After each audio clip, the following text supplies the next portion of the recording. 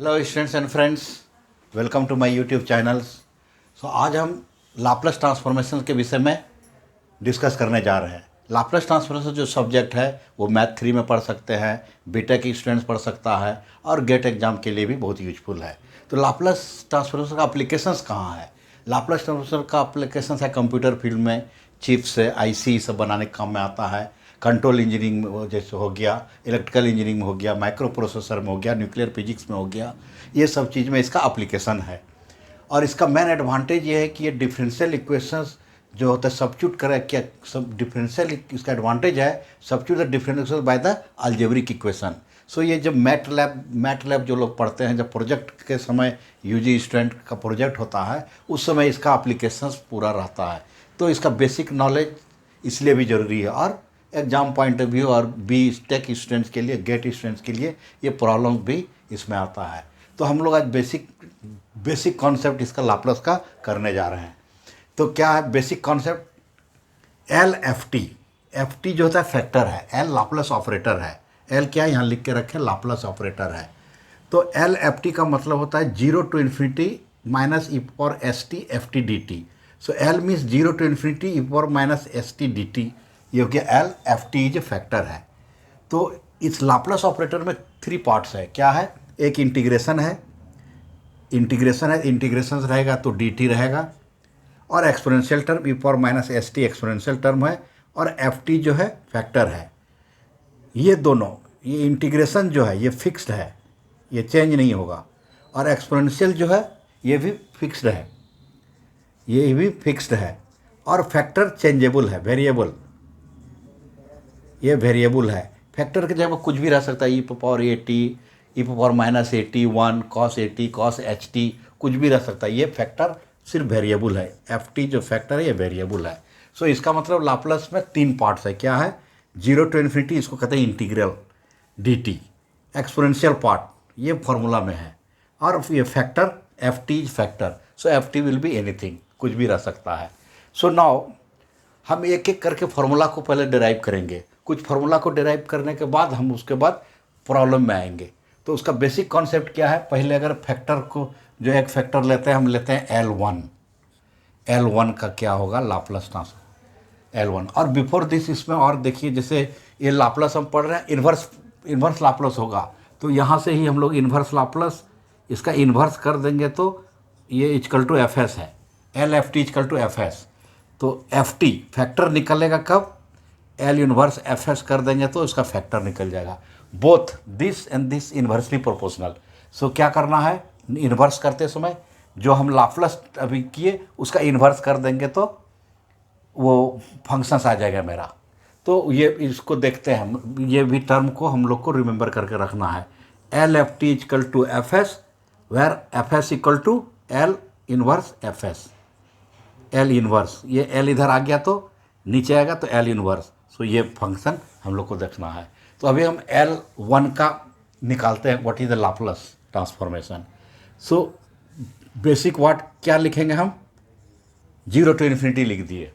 उसके बाद exponential part क्या है? E power minus S T और डी टी।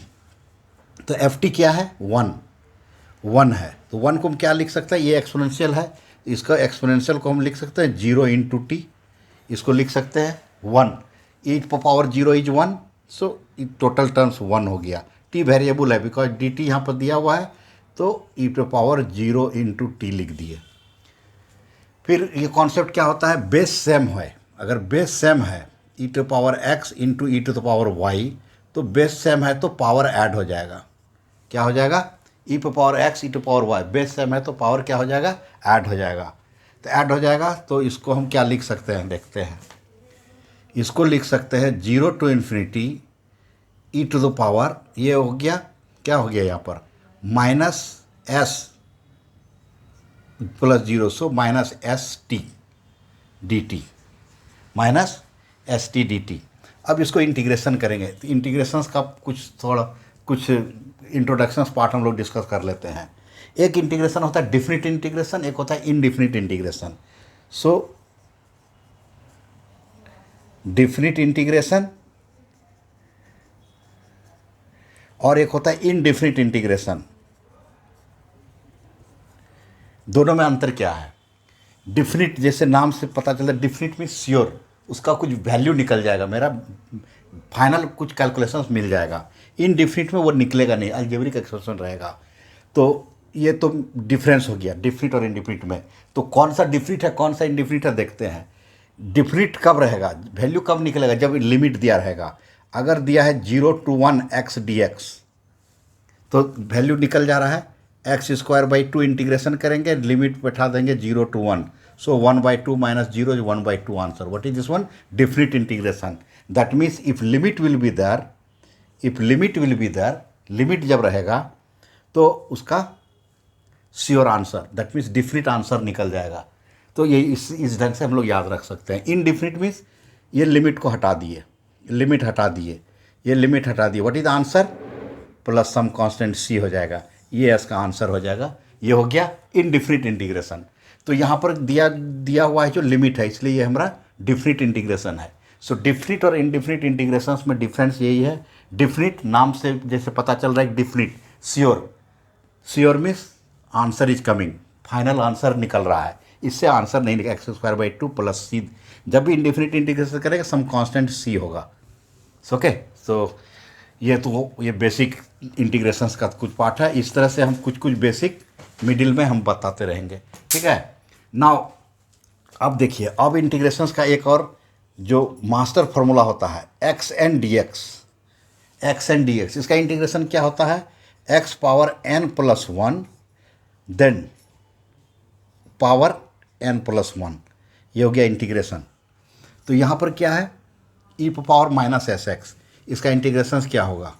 जब इंटीग्रेशन करना शुरू करें तो लिमिट, ये इंटीग्रल जो सिंबल है और ये इंटीग्रेशन और dx ये बहुत इन्वर्सली प्रोपोर्शनल होता है। जहाँ पे इंटीग्रेशन रहेगा वहाँ dx रहेगा, जहाँ इंटीग्रल है dt है विथ रिस्पेक्ट टू t। तो क्या है उसका लिखेंगे -st, ये तो रहेगा -st। जैसे एक्सपोनेंशियल का डिफरेंशियल इंटीग्रेशन क्या होता है? ax dx है, तो हो जाएगा क्या? e⁻ax डिवाइड बाई ये डिफ्रेंशिएशन ऑफ ax का a प्लस कांस्टेंट c। तो c अभी नहीं लिख रहे हैं, इसका इंटीग्रेशन क्या था? e⁻x dc of ax, differentiation of ax का a। तो सिमिलरली यहाँ पर क्या हो जाएगा? Differentiation of x -s 0 to infinity. ये हो गया हमारा इंटीग्रेशंस कर दिए हम, इंटीग्रेशंस हो गया। अब इसको वैल्यू सब्स्टिट्यूट करेंगे। तो इसके पहले भी और एक बेसिक कॉन्सेप्ट जान लेना जरूरी है। ए बी है, upper limit B, lower limit A. तो F A, suppose F X एक फंक्शन है, एफ एक्स फंक्शन है, तो कैसे सब्स्टिट्यूट करना है? Upper limit minus lower limit, तो F B minus F A. जब भी लिमिट हम लोग सब्स्टिट्यूट करते हैं तो कैसे करते हैं? F B minus F A, upper limit minus lower limit करते हैं। तो यहाँ पर अपर लिमिट लोअर लिमिट करेंगे। उसके पहले एक और कॉन्सेप्ट हमको जानना है, e⁻∞ e⁻+∞, ये 0 होता है। e⁻∞ इक्वल टू इन्फिनिटी होता है, e⁻∞ इक्वल टू इन्फिनिटी होता है, ऐसा, ठीक है। सो e⁻∞ तो इन्फिनिटी, e⁻∞ तो 0 होता है, ये जानना जरूरी है हम लोग को। तो यहाँ पर -1/s हम कॉमन ले लेते हैं, नेगेटिव है तो कॉमन ले लिए -1/x। e⁻ क्या हो जाएगा? -∞, देन -e⁻0, बिकॉज t का वैल्यू ये है। अपर लिमिट t क्या होगा? Infinity into s, infinity, t का 0 तो 0 हो गया। तो यहाँ क्या बच रहा है मेरा? -1/s, और ये हो गया क्या? 0 - 1, ये e⁻∞ equal to e⁻∞ equal to e⁻∞ equal 0, e⁻∞ equal to infinity. ये हर समय हमको यूज होगा, ये सारा समय इसको हम लोग यूज करेंगे। तो यहाँ पर क्या बच गया? -1, क्या बच गया? -1, तो माइनस प्लस 1/s। सो क्या हो गया? L1 का 1/s हम लिख दिए, 1/s हो गया, L+1 का 1/s। अब यहाँ देखते हैं इन्वर्स में, इन्वर्स जैसे यहाँ पर हम बताए थे, LFT इक्वल टू FS और FT equal to L inverse FS, ये हम बताए थे। तो अगर FT क्या हो गया? 1/s, L इन्वर्स FS, तो L ये एफ टी एल इन्वर्स क्या हो गया एफ एस। अगर 1 का हम इन्वर्स ये जैसे अगर एल इन्वर्स 1/s कहेंगे, यहाँ पर एफ एक्स जगह एल इन्वर्स हम 1/s अगर लिख रहे हैं तो क्या हो जाएगा इधर 1। तो अगर 1/s है तो उसका लाप्लास ट्रांसफॉर्म क्या हो जाएगा 1, रिवर्स में आएगा ये F T equal to L inverse F S. ये डिस्कस करेंगे जब हम लोग इन्वर्स पढ़ेंगे, उसके बाद फिर डिस्कस करेंगे। तो इसलिए बेसिक कुछ लेते हुए चल रहे हैं हम लोग, जो कि फ्यूचर में हम लोग को कुछ प्रॉब्लम ना हो। सो एल इन्वर्स 1/s का लाप्लास ट्रांसफॉर्मेशन अपोजिट क्या हो जाए 1, और 1 का 1/s। अगर इसको एल को इधर ले आएंगे तो ये फंक्शन हो गया f1। सो एफ टी क्या हो गया 1, लाप्लास 1, लाप्लास 1 को क्या हो जाएगा 1/s। अभी हम निकाले लाप्लास 1 इजकल टू 1/s, और 1/s को एल इन्वर्स 1। सो ये रिवर्स आएगा। ठीक है, ये डिस्कस करते रहेंगे हम लोग टाइम टू टाइम। जब हम लोग इन्वर्स पढ़ेंगे तो उसके बाद देखेंगे। ये एक फार्मूला हो गया। अब देखते हैं दूसरा formula, e to the power minus E T और ए टी है, पहले A T E to power A T. तो L E to power A T plus तो नहीं लिखते हैं, E to power A T, that means L F T E T A T. इसका क्या करेंगे तो पहले सबसे पहले तो ये होता है इंटीग्रल पार्ट लिख दिए। ये फिक्स टर्म है, एक्सपोनेंशियल टर्म ऑलवेज फिक्स होता है, E to power minus S T, और जो दिया हुआ है E to power A T, तो डी टी इस पे बैठा दिए। यही जो हम लोग का फार्मूला है, यही मास्टर फार्मूला होता है लाप्लास का। तो एल ई टी दिया, जो फैक्टर क्या है ई टी, तो ई टी लिख दिया। ये एक्सपोनेंशियल इंटीग्रल फिक्स टर्म है डी टी। अब इसको करना है तो सेम कॉन्सेप्ट क्या करना है, बेस सेम तो पावर कैन ऐड। सो क्या हो जाएगा माइनस एस प्लस ए, माइनस एस प्लस ए। अभी लिख रहे हैं जो दिया हुआ उसे लिख रहे हैं, 0 टू इन्फिनिटी और डी टी। अब इसको कुछ थोड़ा मॉडिफाई करते हैं। अगर एस माइनस कॉमन ले लेते हैं हम इधर, अगर ई टू पावर माइनस कॉमन ले लेते हैं तो एस माइनस ए हम लिख सकते हैं इसको। अगर माइनस कॉमन ले लिए तो क्या होगा माइनस एस प्लस ए, सेम थिंग इधर। तो सेम इंटीग्रेशन करना है हमको, इंटीग्रेशन करना है तो क्या इंटीग्रेशन होगा, E to power minus S minus A divide by ये टी होगा यहाँ पर एस माइनस ए टी। ये यहाँ टी तो रहेगा ही, टी यहाँ पे भी टी रहेगा जब तक हम इंटीग्रेशंस नहीं कर रहे हैं with respect to D T, with respect to D T.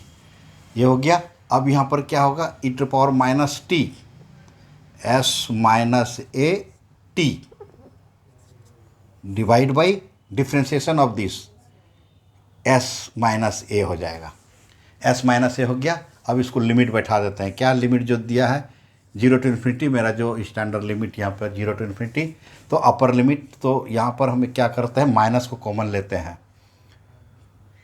1 by minus S minus A common ले लेते हैं। You can keep inside also, but हम लोग कॉमन ले लेते हैं। ठीक है, ये पार्ट को अब रब कर देते हैं। तो यहाँ पर क्या हो जाएगा फिर हमारा लिमिट इन्फिनिटी, तो ई टू पावर माइनस इन्फिनिटी हो जाएगा, टी पे इन्फिनिटी तो पूरा इन्फिनिटी हो जाएगा। फिर माइनस लोअर लिमिट तो माइनस होगा, तो टी इजकल टू 0, तो ये टर्म क्या होगा ई टू पावर 0, तो 1 हो जाएगा। तो यहाँ minus minus plus 1 by S minus A, तो क्या हो गया E to power 80 1 by S minus A. क्या हो जाएगा इसका वैल्यू ई टू पावर 80 का क्या निकलेगा, तो हमारा 1 बाई एस हो गया। अब लेते हैं ई टू पावर माइनस ए। ठीक है, ई टू पावर 80 1 बाई ए सही।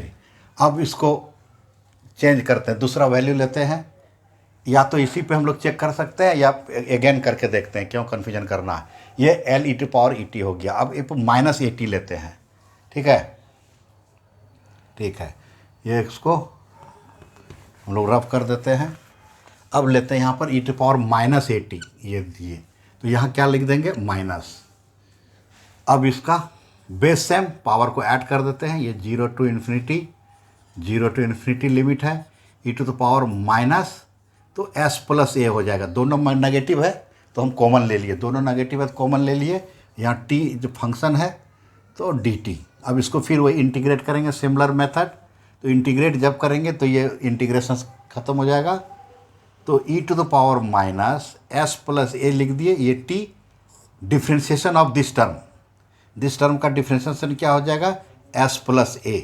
फिर लिमिट बैठा देते हैं 0 to इन्फिनिटी, जो आएगा आंसर देख लेते हैं। फिर यहाँ पर माइनस एस प्लस ए कॉमन ले लिए। कॉमन ले लेने से क्या होगा, हमको इन साइड में कन्फ्यूजन नहीं आएगा माइनस प्लस का। सो ये कॉमन ले लेने say that is the best way. So E power minus infinity हो जाएगा। ये टी के जगह पे इन्फिनिटी रखेंगे तो सारा इन्फिनिटी जाएगा। हम लोग जानते हैं माइनस इन्फिनिटी इक्वल टू 0 होता है। फिर लोअर लिमिट माइनस, ये term 0 E to power 0 is 1, E to power minus infinity 0, तो 1 ये माइनस है यहाँ, तो क्या हो जाएगा 1 by S plus A, 1 by S plus A, ये निकल गया ई पर पावर माइनस ए टी का एस प्लस ए। नाउ अभी इसके बाद क्या करते हैं, दो हाइपरबोलिक का करते हैं, sine hyperbolic and cos hyperbolic, उसका क्या रिजल्ट होता है। तो ये दोनों अगर हम लोग को पता चल गया तो अभी हाइपरबोलिक का इजी वे में हम लोग कर लेते हैं। तो ये हो गया ये थी का ये का L E to minus E T. अब लेते हैं साइन और कॉस एच ए टी। पहले लेते हैं L sine H A T, ये साइन ए टी इसको नेक्स्ट वीडियो में करेंगे, cos A T next video में करेंगे हम। ये H A T that means sine hyperbolic A T, sine hyperbolic, इसको पहले इसलिए कर रहे हैं, यही कॉन्सेप्ट लेंगे। ये दोनों को हम लोग ऐड करके डायरेक्ट वैल्यू निकाल लेंगे, पूरा हमको नहीं करना है। ये सब ये जानने के लिए, जिस कॉम्पिटिटिव एग्जाम में अगर हम कुछ लिख रहे हैं एग्जाम, तो ये सब वैल्यू डायरेक्ट हमको रिमेंबर होगा। प्लस है तो माइनस, माइनस है तो प्लस, प्लस है तो माइनस, इसको ब्रैकेट में ले लेते हैं तो बेटर होगा। तो कैसे रिमेंबर करना है, E to power A T plus है तो यहाँ माइनस, यहाँ माइनस है तो प्लस ना। अभी इसको हाइपरबोलिक को इसलिए भी ले रहे हैं, ये दो को बाद में लेंगे दूसरे वीडियो में, तो ये वीडियो लंबा हो जाएगा। तो एल एच ए टी, तो एल का ऑपरेटर का पहले क्या लिखना है हमको, 0 to infinity E to power, okay, उसके पहले हमको फार्मूला देखना है, साइन एच ए टी का फार्मूला क्या होता है। Sine H A T hyperbolic का फार्मूला होता है A T minus E to power minus A T by 2, ये फार्मूला होता है। इसको थोड़ा चेक कर लेते हैं, साइन हाइपरबोलिक का फार्मूला होता है करेक्ट। सो ये फार्मूला होता है। कॉस का फार्मूला क्या होता है, यहाँ प्लस हो जाएगा सिर्फ,